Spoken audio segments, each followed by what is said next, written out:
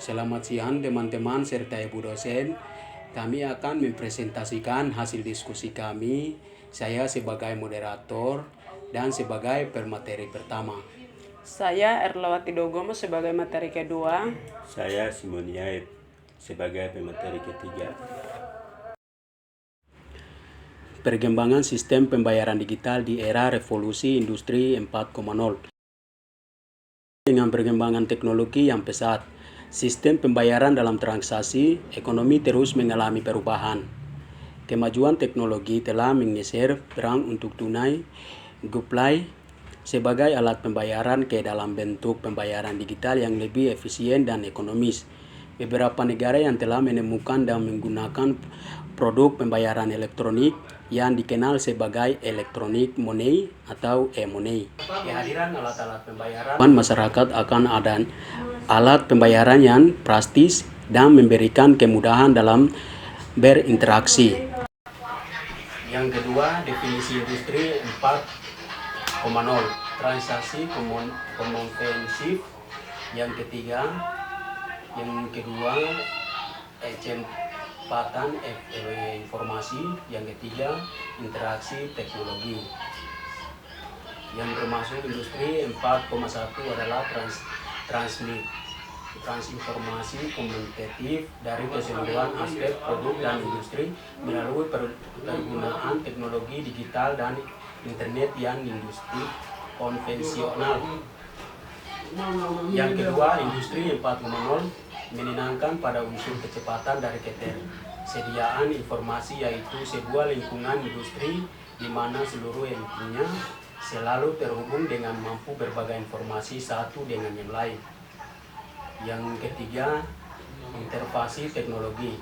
Industri 4.0 adalah interaksi dari GoPay, Flight System, GPS, dan Internet of Things dan service load dan load ke dalam proses industri, meliputi manufaktur, dalam logistik, serta proses lainnya.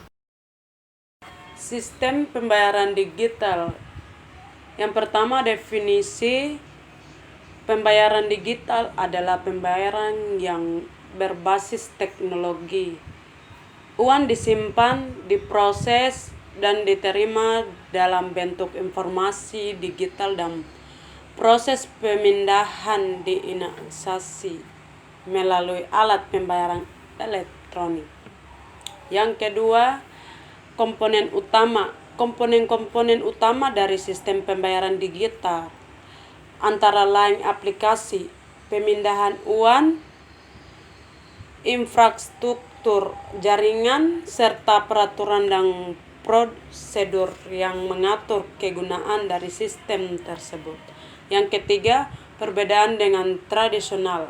Pembayaran tradisional dilakukan melalui uang tunai, cek atau kartu kredit, sedangkan pembayaran digital dilakukan penggunaan software tertentu, kartu pembayaran dan uang elektronik. Aplikasi pembayaran digital. Yang pertama, OVO. OVO adalah aplikasi yang memberikan layanan pembayaran dan transaksi secara online. Penggunaan juga dapat mengumpulkan poin setiap kali melakukan transaksi pembayaran melalui OVO. GoPay adalah layanan dompet elektronik Gojek yang memudahkan penggunaan untuk melakukan pembayaran tanpa harus membawa uang tunai. Dana adalah layanan pembayaran digital berbasis aplikasi yang menawarkan berbagai kemudahan transaksi, mulai dari pembelian pulsa, pembayaran tagihan, hingga berbelanja online. Perkembangan sistem pembayaran digital di Indonesia. Yang pertama, persebaran peran uang tunai. Kemajuan teknologi dalam sistem pembayaran telah menggeser peran uang tunai. Jurek sebagai alat pembayaran ke dalam bentuk pembayaran digital yang lebih efisien dan ekonomis. Yang kedua, kebutuhan masyarakat. Kehadiran alat-alat pembayaran non-tunai didorong oleh kebutuhan masyarakat akan adanya pembayaran yang praktis dan memberikan kemudahan dalam bertransaksi. Yang ketiga, meminimalisir inflasi.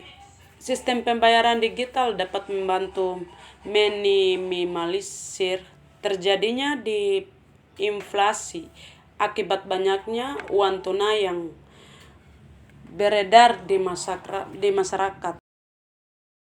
Peluang dan tantangan sistem pembayaran digital. Yang pertama, peluang meningkatkan efisiensi dan efektivitas pembayaran, memberikan kemudahan dan keamanan bertransaksi, serta mengurangi biaya operasional. Yang kedua, tantangan risiko kesejahteraan seperti hacking, keterbatasan akses internet, mahalnya teknologi, dan kurangnya pengetahuan masyarakat tentang teknologi. Sistem pembayaran digital dalam perspektif Islam. Ada 3, yaitu 1. Transparansi adalah sistem pembayaran digital dalam pencegahan praktik riba dalam gerahar melalui transaksi setiap transaksi. 2. Efisiensi. Efisiensi adalah sistem pembayaran digital sejalan dengan prinsip Islam dalam menjaga dan memelihara harta. 3. Kemudahan. Kemudahan adalah sistem pembayaran digital memberikan kemudahan bagi masyarakat dalam memenuhi kebutuhan sehari-hari. Peran pemerintah dalam peraturan sistem pembayaran digital. 1. Penguatan penantaan regulasi. Pemerintah perlu melakukan penatasan regulasi sistem pembayaran digital sesuai dengan kebutuhan masyarakat. 2. Penetapan kebijakan. Pemerintah, Bank Indonesia, dan BUM harus menetapkan kebijakan yang sesuai dengan sistem pembayaran digital. 3. Pengawasan. Pemerintah juga baru melakukan pengawasan berhadap implementasi sistem pembayaran digital agar sesuai dengan prinsip-prinsip syariah. Kesimpulan, perkembangan pesat, kemajuan teknologi di era revolusi industri 4.1 telah mendorong perkembangan sistem pembayaran digital yang semakin pesat di Indonesia.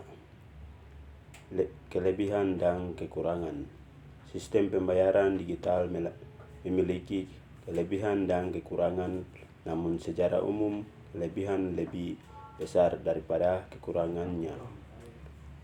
Peran pemerintah.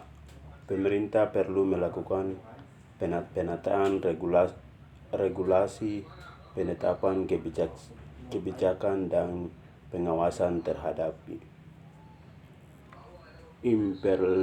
implementasi sistem pembayaran. Mohon maaf teman-teman serta dosen apabila dalam presentasi kami salah tutur kata, kami mohon maaf sebesar-besarnya. Terima kasih.